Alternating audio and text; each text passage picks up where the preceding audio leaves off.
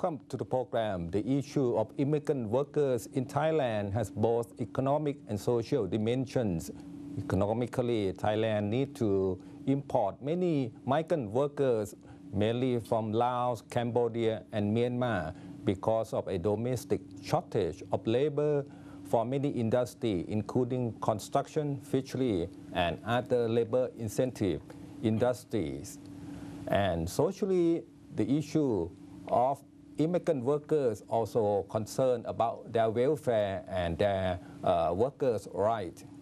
Today, we have a number of experts from TDRI Thailand Development Research Institute, อาจารย์ยงยุทธ สวัสดีครับ and we have คุณสุชาติ from the Labor Ministry สวัสดีครับ and คุณพร้อมบุญ from รักไทย Foundation สวัสดีครับ So first of all, I would like คุณสุชาติ from the Labor Ministry to give us an overview of the issue of migration labor in Thailand. Please, คุณสุชาติ Yes, thank you, Kun Nopakun. First of all, I would like to say that the shortage of labor in Thailand is very severe because there's a lot of demand from especially from the private sector. So that's why we have the illegal, or you can say the documented workers. Undocumented.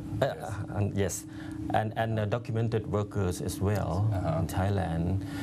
Roughly speaking, the number of those undocumented and documented workers is around, let's say, 1 million. I'm sorry, 2 million. Yes. The documented workers is around 1 million. And I think the reopening registration, which will come from the cabinet resolution from the 26th of April, will be started on the 15th of June, and let's say 1 month, and at the 14th of the July. Okay. We estimate that there's another 1 million will come to register themselves. We already have 1 million registered workers, 900,000? Let's say 1 million. Yes, legally. Legally. And what about illegally or undocumented? How many estimate by the ministry? Let's say 1 million. Another 1 million. Yes. So at least we have 2 million migrant workers working in Thailand. Yes. And the figure keeps on rising. Yes, because I think perhaps right now they migrate from the neighboring country already in Thailand. And the biggest number come from which country? Our neighbor? It must be Myanmar. Myanmar. Yes. So that's the number one source of immigrant workers. And Ajahn Yongyut from TDRI, please give us an overview of this same issue, not only in Thailand but in other Asean countries as well. Yeah, thank you very much. I'd like to go back a little bit on the situation of Thailand. Yes. Normally, why Thailand need a lot of foreign workers in Thailand? That's because in the past 12 years, we improved a lot of our education, and as well as the demographic problems. Yes. We got a problem of slow down on the growth rate of population. So we have less people going to school. That's one part. The other part is that those already in school, they've been promoted by the government, right, for open access of education and promotion of schooling from, let's say, 12 years to 15 years, for example. So we don't have that many people who have a background on primary education, which is the group that normally work in the low skill and unskilled, right? So during the past 12 years, we lost about 3.8 million in the process. So those gaps normally gradually filled up by people from neighboring countries, especially from Myanmar, up to, like Kusuchat mentioned, it's about 2 million. Hopefully that our coming legislation would come up to 3 billion, I guess. Yes, that come up to what I expected in Thailand to have both documented and undocumented around 3 million. What's the gap of the pay between the immigrant workers and also Well, and the Thai workers? Let's give example of Myanmar. They get around 2,000 baht per month. per month. Yes, And Thailand get triple. triple, Is it- 3 times higher. 3 times. Let's say they work in borders, they get, supposedly they get minimum wage. But normally they won't get it. They will get around 80 baht or about $2.5 dollars per day, something, So sometimes it depends In on the this industry. election, many parties, major party, they promised to increase the minimum wage. The Democrats said they will increase 25% to 250 baht per day.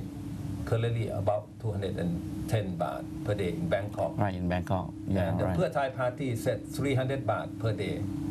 So what does it mean to? Well, it's mean a lot because economy? those minimum wage become a wage bill, right, for the factories and for the real sector and services.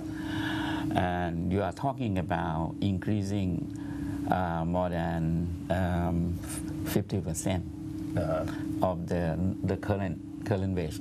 Yes. The average minimum wage in Thailand right now is about 180 baht.